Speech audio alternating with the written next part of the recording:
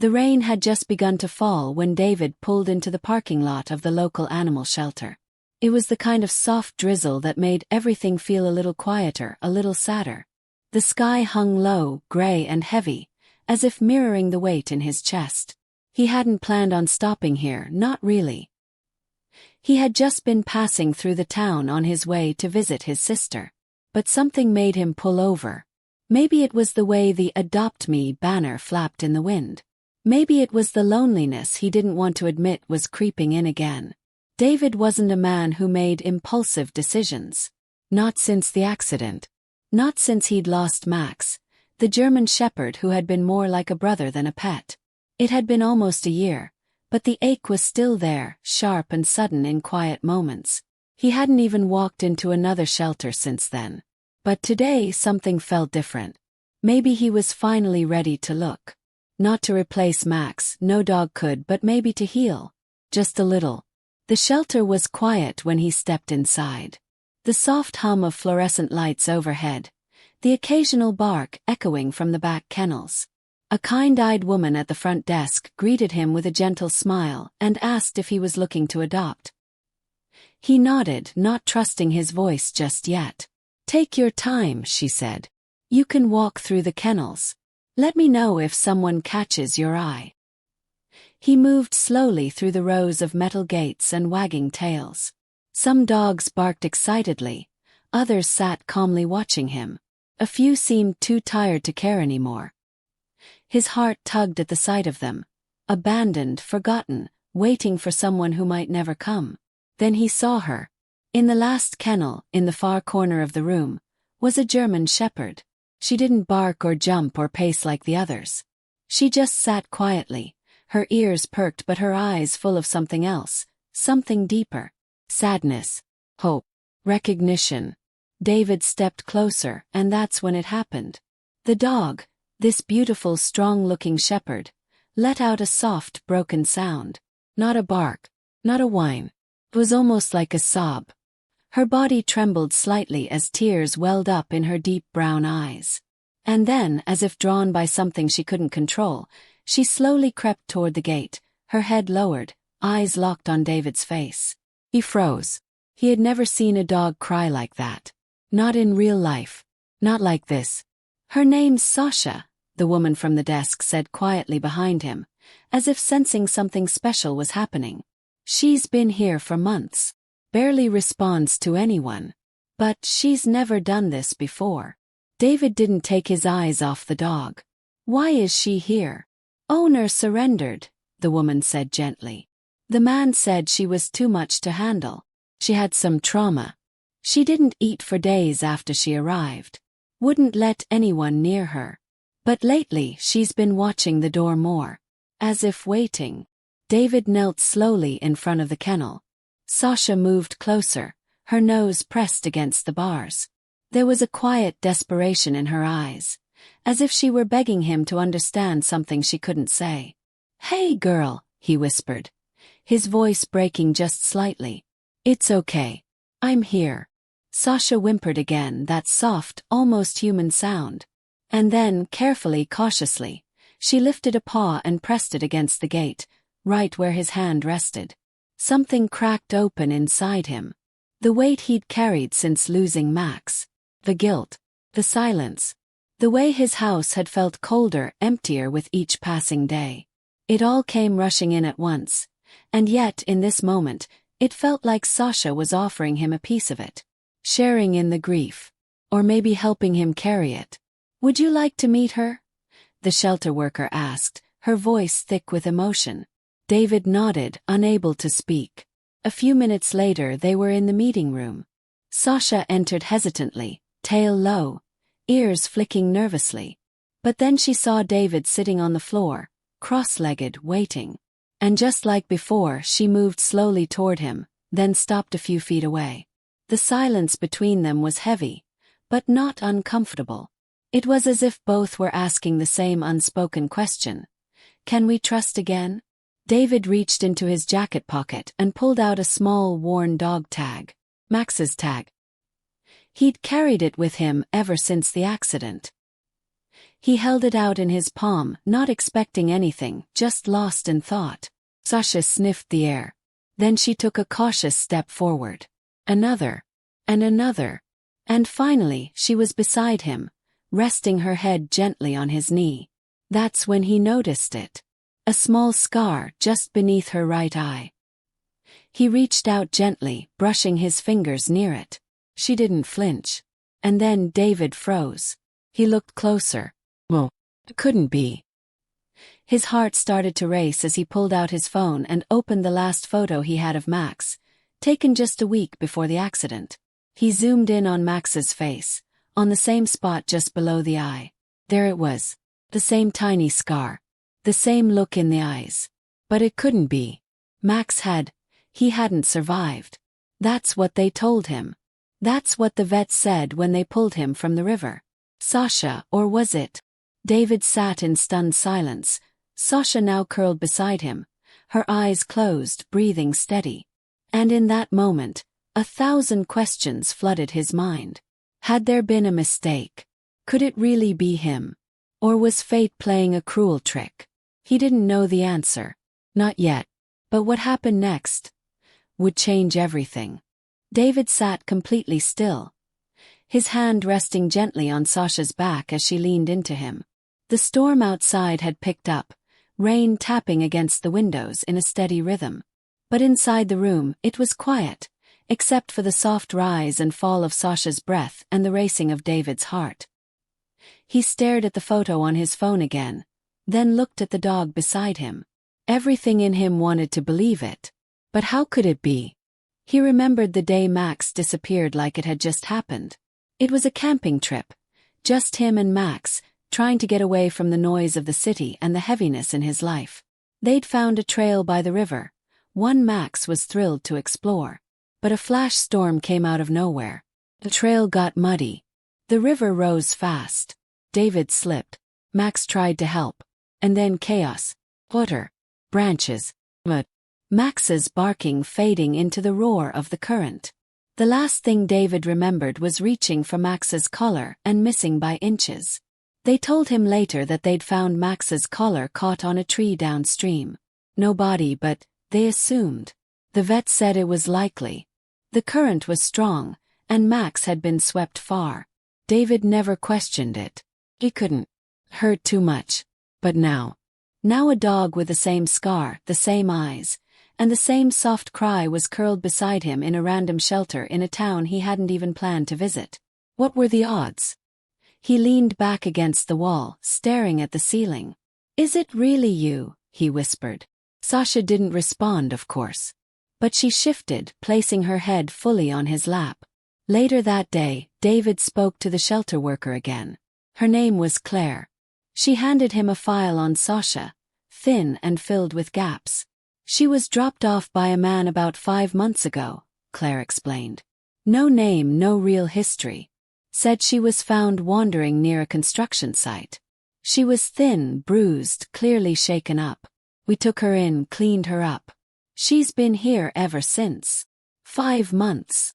David asked, flipping through the papers. Claire nodded. She was terrified at first. Wouldn't eat, wouldn't look at anyone. But she's come a long way. Still, she never reacted like that to anyone before. "You saw her. It's like she knew you." David wanted to believe it. So badly. But part of him kept pulling back. Maybe it was wishful thinking. Maybe he just missed Max so much that he was seeing what he wanted to see. But deep down, something about it felt real. He asked if he could spend more time with Sasha. Claire agreed. Over the next few days, David visited the shelter every morning. Each time, Sasha greeted him with the same quiet whimper and soft eyes. She began to trust him more, nudging his hand, rolling over for belly rubs, even wagging her tail when she saw him come through the door. They started walking together in the yard behind the shelter.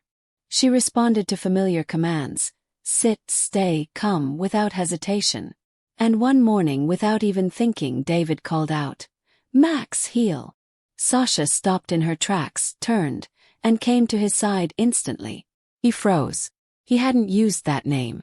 Not once. Not aloud. "Sasha," he said carefully. She blinked, tilting her head. Max, he said again, a little softer. She stepped closer, tail slowly wagging. Then she let out a sound, half whine, half sigh, and rested her head against his hip. It wasn't proof, but it was something. David started digging deeper. He asked Claire if she remembered anything else about the man who dropped Sasha off. She said no, just that he wore a gray hoodie, kept his head down, and didn't say much. The security camera footage was old and blurry, barely usable, but David took a photo of it anyway. That night, back at his motel, he couldn't sleep. He kept looking at the grainy image. There was something off about it. The man's posture. The way he stood. As if he were hiding something or protecting it. Why would someone lie about where they found a dog? Why not just say it was theirs? Or that it was a stray? Why bring her to a shelter with no explanation? David started to wonder if someone had taken Max, rescued him from the river but kept him. Maybe they tried to train him, maybe failed. Maybe they gave up. Maybe they knew they were never supposed to have him in the first place. The thought made his skin crawl. Was Max stolen? And if so, who did it? And why? The more David thought about it, the more he realized he needed answers. Not just for his own sake, but for Max's. Or Sasha's. Or whoever this dog truly was. The next morning, David returned to the shelter with a new request. He wanted to adopt her. Claire hesitated at first. She's still fragile, she said. We usually take more time. Home visits. Check-ins. I understand, David replied. But I'm not going far. I need time with her. Real time. After a long pause, Claire nodded. All right. But promise me you'll keep us updated. And if anything changes, I'll call, he said quickly. I promise. The adoption was processed. Papers signed. Sasha was officially his. Driving away from the shelter with her in the back seat, David felt something shift inside. Flicker of hope. But also a deep unease. Because the truth was, he didn't have peace. Not yet. Not until he knew exactly what had happened after that storm. That evening, as they settled into the motel, David noticed something strange. Sasha Max was pacing. Not nervously. Purposefully. She kept going to the door, sitting, then looking back at him. Then to the window. Back to the door. What is it, girl? He asked. You barked. Just once. Sharp and low. It was the first time he'd heard her bark. David stood and opened the door. The lot outside was empty. The rain had stopped, but the air felt heavy again, like something was about to happen. Sasha stepped outside, then turned to look at him, waiting. She wanted him to follow. And when he did, she began to lead him. Not far. Just down the street. Past the diner. Past the gas station. Past the edge of town. To the woods. She stopped at the edge, sniffed the ground, then looked back at him again, eyes alert. David's skin prickled. Something out there was calling to her. Something she remembered. And something told him. They weren't alone. Not tonight. David hesitated at the edge of the woods. The faint crunch of leaves beneath Sasha's paws the only sound breaking the silence. The sky was dark now, but not just from nightfall. Heavy clouds still loomed overhead, and a strange stillness had settled over the trees. No crickets, no wind, just silence. Sasha stood a few steps ahead, ears perked, eyes fixed on something deeper in the forest. She didn't bark again. She just waited like she knew the way and was asking David to trust her. He took a deep breath and followed her. The path was narrow, barely visible beneath layers of fallen branches and damp soil. Sasha moved carefully, always checking back to make sure David was close behind. The farther they walked, the more uneasy he felt, not because of the woods themselves, but because of what Sasha might be leading him to. It wasn't just a walk. This felt intentional, like she remembered something hidden here, something she hadn't forgotten despite everything. After nearly 10 minutes, Sasha stopped in front of an old, broken-down cabin. It looked abandoned, windows boarded, paint peeling, roof sagging under the weight of time and weather. David had never seen it before, But he knew instantly this place mattered. Sasha sat down, tail still, gaze locked on the door. "What is this place?" he whispered. He stepped forward slowly and pushed the door open. Creaked with protest. The air inside was thick with dust and something else.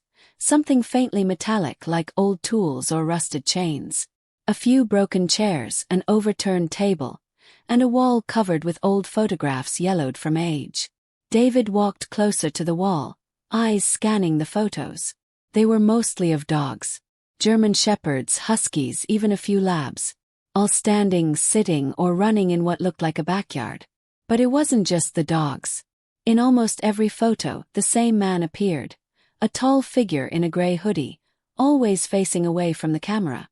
Always hiding his face. David felt his stomach twist. It was the same man from the shelter's security footage. Then, near the corner of the wall, one photo caught his attention. A shepherd lying on a porch.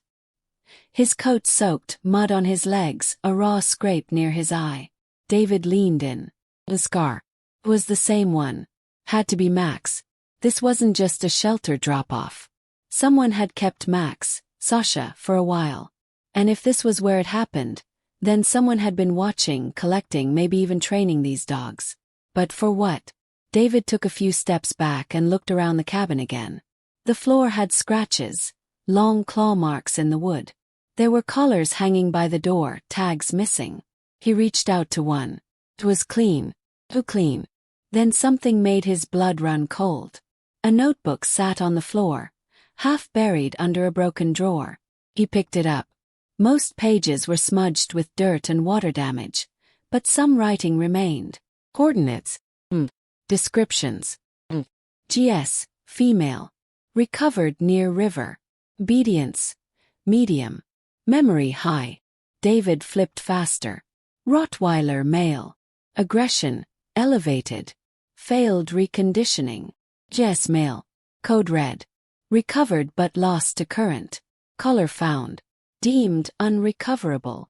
His hands trembled. These weren't just notes. This was some kind of tracking system. Someone had been collecting these dogs, possibly experimenting on their behavior. And Max, Sasha, had somehow escaped it. Or worse, been released. He looked at Sasha, who now stood silently in the doorway. She didn't look afraid. But she wasn't relaxed either. She was on guard watching. David grabbed the notebook and slipped it into his backpack. They needed to leave. Whoever had been here could come back. And if they were still out there, the walk back to town was faster. David kept checking over his shoulder, heart pounding. The woods no longer felt still, they felt watched. Back at the motel, David locked the door and pulled the curtains shut. Sasha paced again, unsettled. David tried calling the local police to report what he found, but without a clear address or a proper explanation, they didn't take it seriously. Abandoned cabin. Old dog photos. "Sir, are you sure you're not just overthinking it?" He hung up, frustrated. But he wasn't imagining it. The photos, the notes, there was something real happening. And Sasha, she was proof of it. He spent the next day making copies of everything from the notebook. He started searching online for missing dog reports, rescue centers, anything related to suspicious behavior around German shepherds or abandoned shelters. It didn't take long to find a few old posts. Families from neighboring towns asking about missing dogs. Some described their pets vanishing from fenced yards. Others mentioned strangers asking questions, offering money for trained dogs. One report from 6 months ago caught his eye. A woman said her German shepherd vanished near a river during a storm. She'd searched for weeks. The dog's name, Luna. Another name in the notebook. David reached out to her. He didn't know what he was going to say, only that she deserved to know someone was keeping track. She responded a few hours later with a shaky voice and too many questions. "What do you mean a notebook? You saw her name. How?" "I found something," David said carefully. "In the woods. It's connected to a dog I lost too. Or thought I lost." He didn't share too much. Not yet. But her reaction confirmed one thing. This wasn't isolated. And if others had gone through the same thing. Someone out there had been taking these dogs for a reason. Later that night, David took Sasha for another walk, staying in the light this time. As they passed the gas station, he noticed a man standing near the pumps, hood up, face turned away. Sasha froze.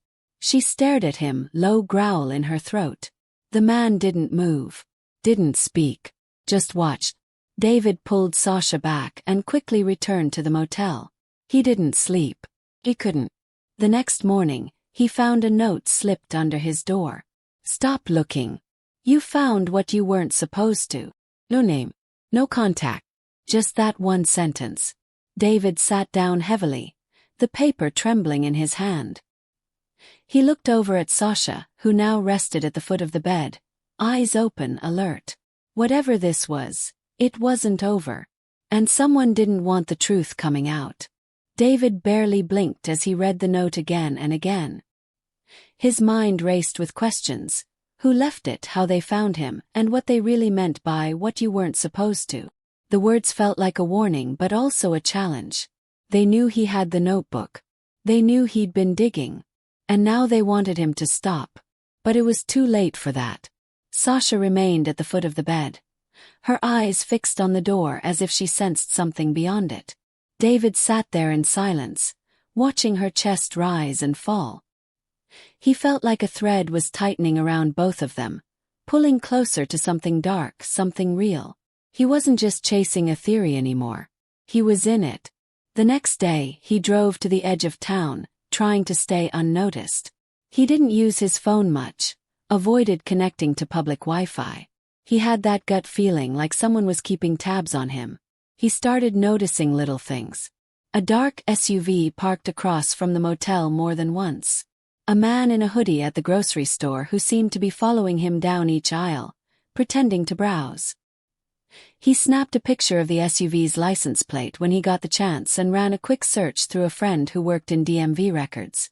It came back flagged, linked to a company that didn't really exist. Some kind of holding group, no business address, no website. Just a name. Eastwood Acquisition Partners. It meant nothing to him. But the deeper he went, the more things started to connect. That night, he returned to the cabin in the woods. Not alone this time. He'd called the woman who lost her German shepherd, Luna's owner. Her name was Monica. She drove in from the next town over. She brought a photo album. David brought the notebook. When she stepped into the cabin and saw the photos on the wall, she broke down. "That's her," she whispered. "That's Luna. But she looks thinner. Scared." They found another entry in the notebook matching Luna. The words, "reconditioning incomplete," were scribbled beside her name. Monica didn't understand what it meant, but David had a theory. They were trying to erase something in these dogs or replace it. Obedience, memory, instinct. He thought back to Sasha responding to Max. It wasn't just training. It was identity. Someone had been trying to wipe it out. David and Monica didn't stay long. As they left, Monica turned to him. If they were doing something to her, they might still be doing it to others. "I have to know what happened." David nodded. "We all do." The next few days blurred into one another. David visited nearby shelters. He asked quiet questions. Cross-checked adoption papers with names from the notebook. One shelter manager finally whispered, "You didn't hear this from me, but there's a place north of here, out by the old textile mill. People say it's been closed for years. But trucks go in and out at night. No logos. No one local works there." That was all David needed. He and Monica met again at dawn. They left Sasha with a trusted friend, someone who could keep her safe if things went wrong. Monica insisted on going along. "If Luna was there, I want to see it for myself." They drove out to the textile mill just as the sun broke over the trees. The building looked forgotten. Faded bricks, rusted fences, overgrown grass. But there were fresh tire tracks in the dirt. And cameras, new ones, mounted high on the corners. Someone was watching. They parked a distance away and moved in on foot. As they got closer, David spotted movement inside. Shadows passing behind tinted windows. Then came a sharp, muffled bark. Not one. Several. Uggs. Monica grabbed his arm. Did you hear that? David nodded, heart pounding. They found a side entrance slightly open. Someone had recently passed through. Mud smeared on the handle, a fresh boot print in the dust. Inside, the hallway was dark, lined with metal doors. One of them was ajar. David pushed it open. Rows of kennels. Inside, several German shepherds, huskies, even a few Malinois. Some stared silently. Others trembled at the back of their cages. Tags hung outside the kennels, codes, not names. Most of the dogs had scars, some old, some fresh. Then they heard it, footsteps. David and Monica ducked behind a stack of crates just as two men walked past, deep in conversation. Still not responding to sequence 4. Might have to move her to isolation. Another failed one. No. She showed signs of bonding again. That's the problem. We can't risk imprinting. David's stomach dropped. He didn't know what sequence 4 meant. But he understood what bonding again meant. These dogs remembered love. People. Homes.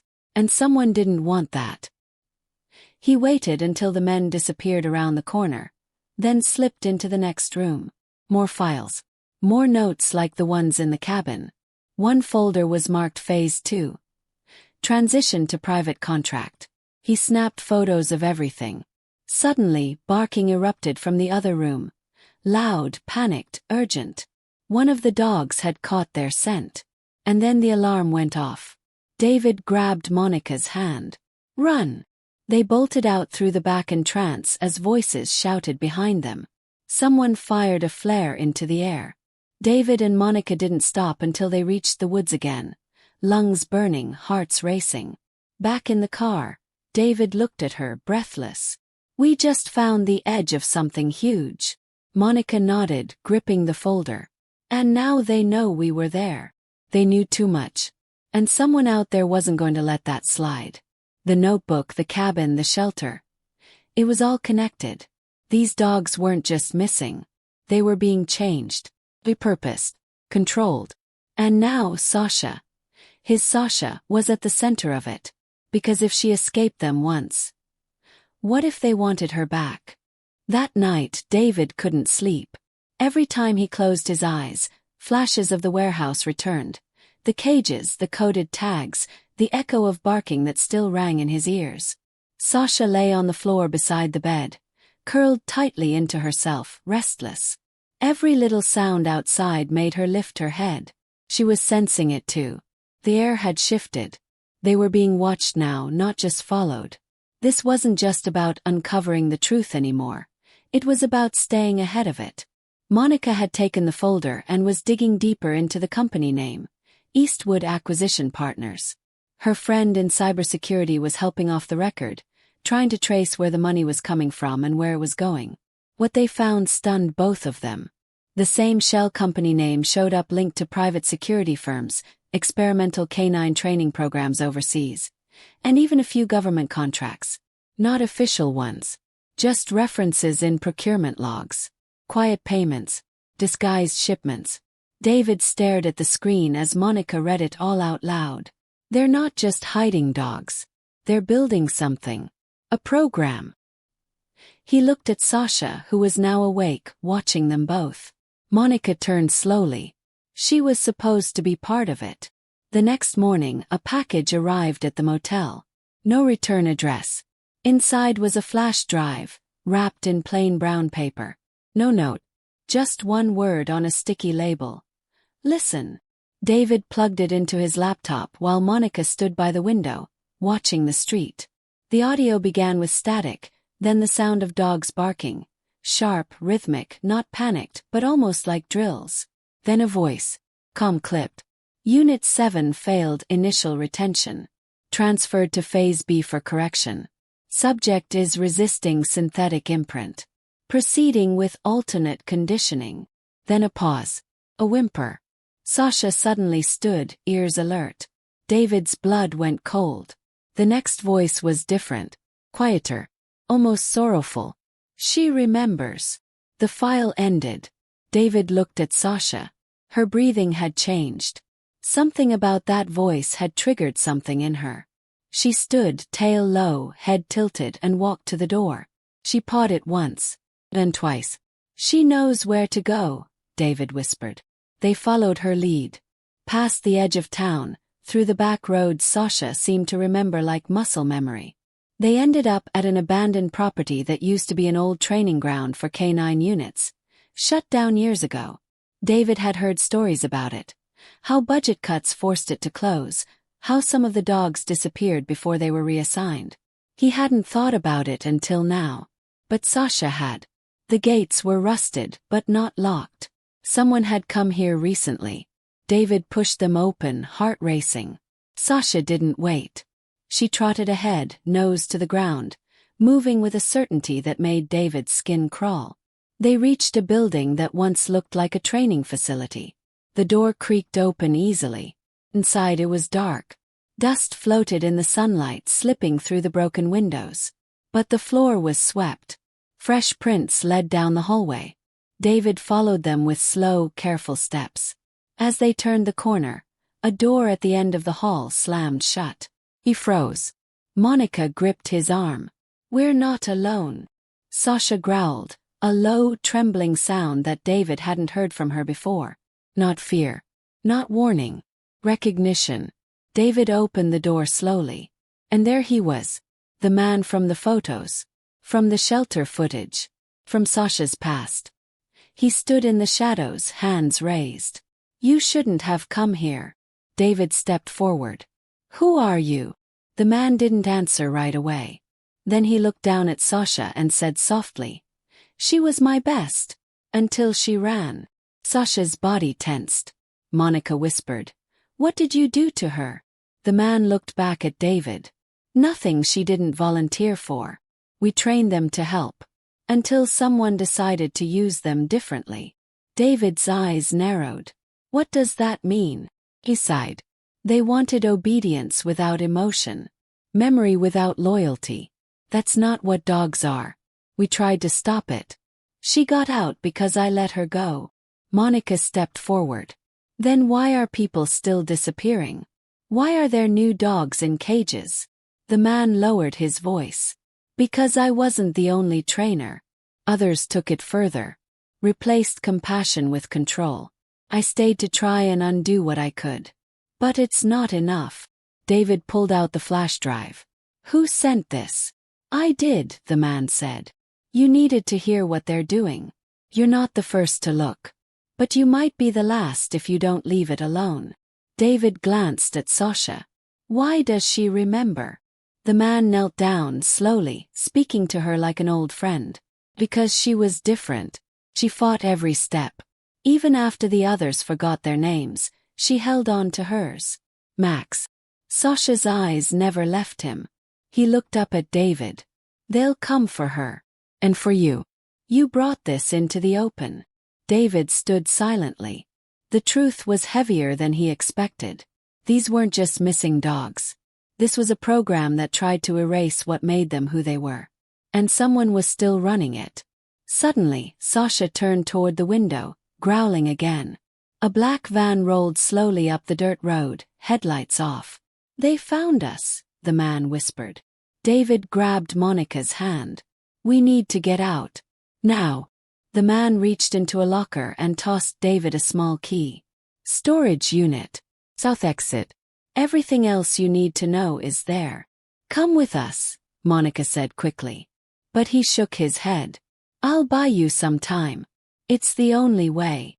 David didn't want to leave him, but Sasha had already turned toward the back. She was leading again, and there was no time to argue. As they slipped out through the side, the sound of boots hitting the ground echoed through the trees. Voices shouted. Dogs barked. Sasha didn't flinch. David looked back once. The man was gone. And the hunt had just begun. They ran through the trees, branches snapping underfoot, hearts pounding like drums. The air was thick with tension, the sound of the van's engine growing fainter behind them as they pushed deeper into the woods. Sasha led the way, darting between shadows with purpose, like she knew every inch of the land. Behind them voices barked orders. Whoever they were, they weren't letting this go without a fight. David's hand trembled around the small key the man had given him. He didn't know what they'd find at the storage unit, but if it was their only shot, he had to trust it. When they finally reached the car, David didn't hesitate. He drove fast, sticking to side roads, taking turns at random. Only when the silence behind them lasted longer than a few minutes did he dare breathe. The storage unit was about 30 miles out, hidden behind an old gas station that had been closed for years. David punched in the code the man had scribbled on the key's label. The metal door rattled up, revealing a dim, dusty space filled with boxes, old crates, and one metal cabinet marked "Recall."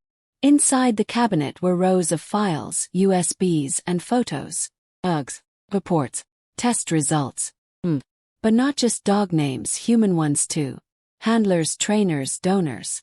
Monica flipped through them, her hand covering her mouth. These are people funding it. People who knew.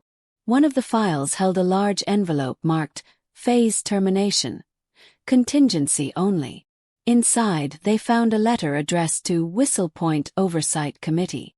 It was dated 3 years ago and written by the man they'd just left behind. He tried to expose the program.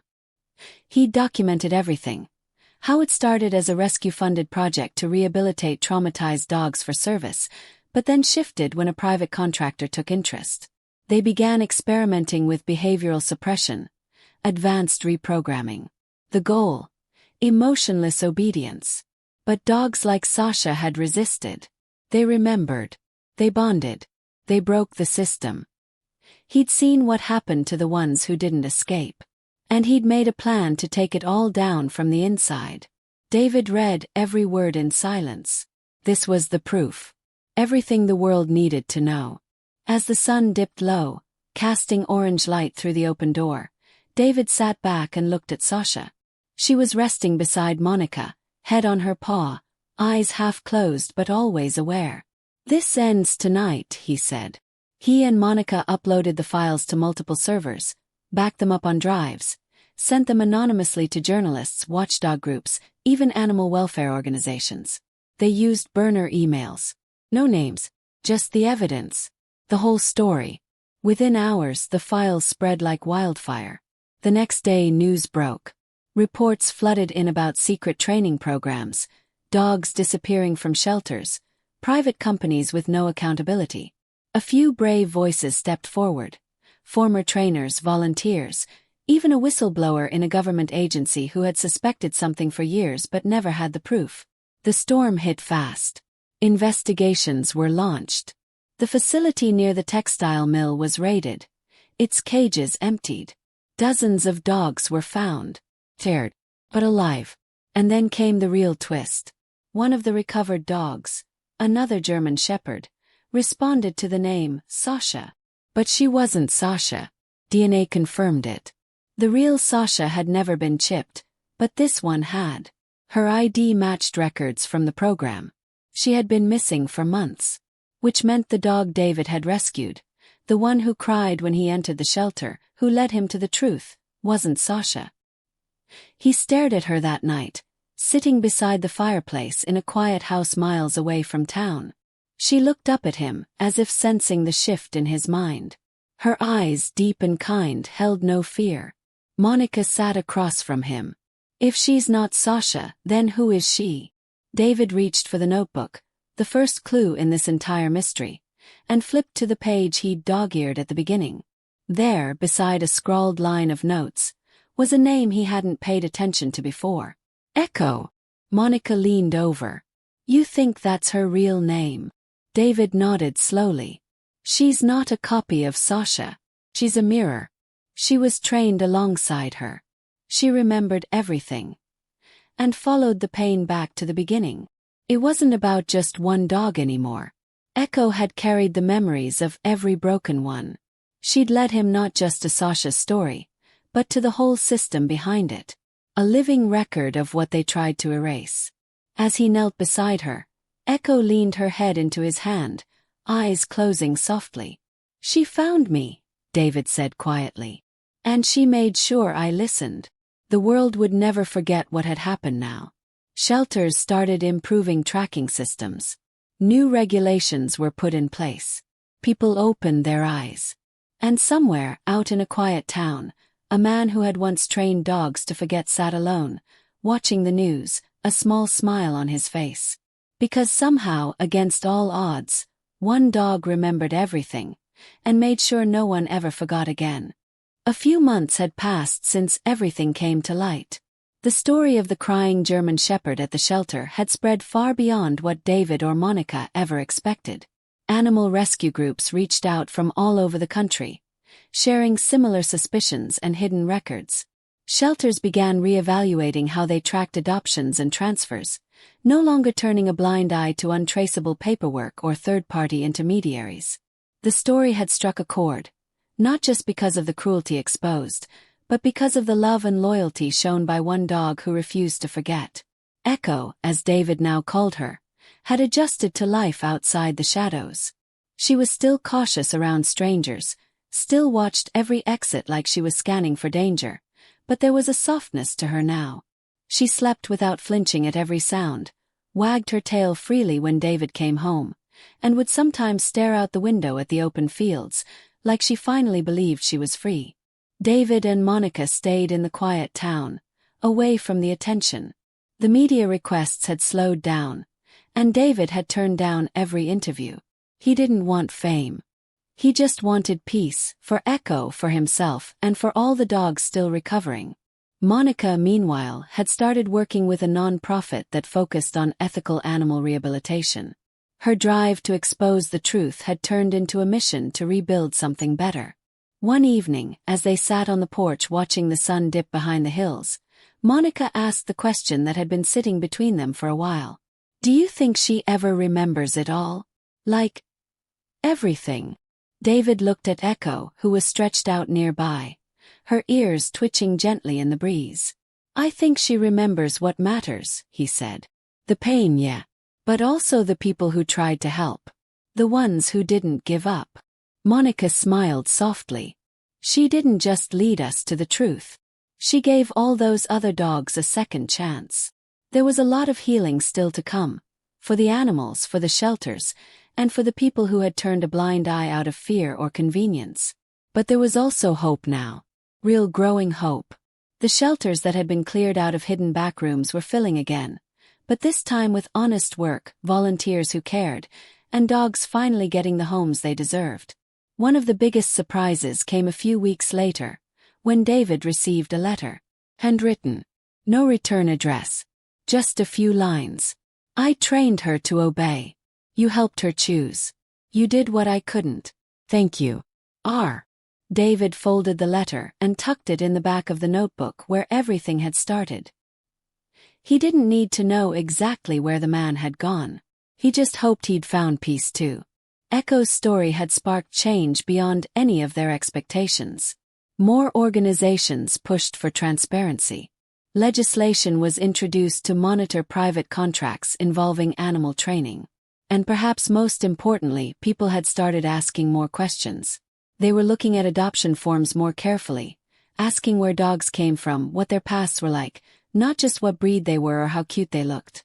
It wasn't just a story about a crying German Shepherd anymore. It had become a symbol. Rescue centers started calling Echo the face of remembered hope, a phrase that began trending online when photos of her with David circulated again. Not because of sadness, but because of what came after. Healing, justice, love. One day, while walking through the local farmer's market, a young boy ran up to them and gently reached out his hand. Echo paused, watched him, then stepped forward and let him pet her. "Her name's Echo," David said. "She's pretty," the boy smiled. "She looks like she remembers good things." David's eyes welled up, just a little. "Yeah," he said. "She does now." Life didn't go back to what it was before, and David didn't want it to. He had changed. He wasn't just a man who happened to visit a shelter one day. He was someone who listened, to a dog, to a feeling, to a moment that could have easily been dismissed. That one decision, staying instead of walking away, had unraveled an entire hidden world. And it had saved more than just one life. The shelter where he first met Echo had undergone a full transformation. New management, transparency in records. Volunteers trained to recognize trauma in dogs and offer real behavioral support. And just inside the lobby, there was now a framed photo of Echo, taken the day she finally relaxed enough to fall asleep in David's lap. Below it, a simple plaque read, "Every dog remembers. Some just need someone to listen." People would stop and read it. Sometimes they'd ask about her. And when they did, the staff would tell the story. Not just of what Echo went through, but what she helped stop. They didn't focus on the pain. They focused on the journey. On how one dog helped change everything. And for David, every time he walked by that photo, he felt it again. The moment she looked up at him in that cold, loud shelter and began to cry. Not out of fear, but because she knew someone had finally seen her. Echo didn't need a name tag or a file number to prove her past. She carried it in her eyes. But now she carried something else too, trust. David reached down and scratched behind her ears as she dozed on the porch. "You did good, girl," he whispered. The wind blew gently across the fields. Birds called out from the trees. And for the first time in a long time, everything felt still. Oh. Because some stories don't end in grand speeches or parades. Some just end in peace. And in the quiet, Echo slept, finally home.